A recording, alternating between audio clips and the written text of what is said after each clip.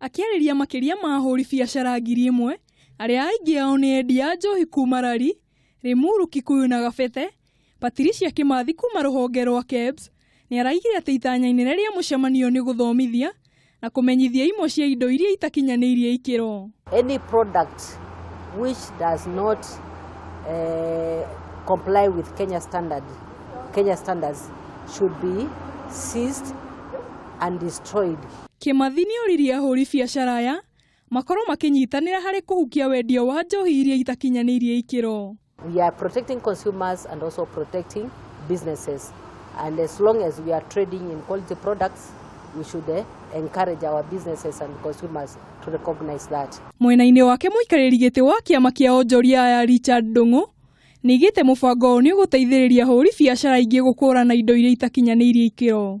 Ihinda-inĩ rĩu Ndung'u nĩ arerĩire ahuri biacara aya atĩ nĩ ekwaranĩria na thirikari ya kaunti nĩguo mamenye ũrĩa mekurutithania wĩra.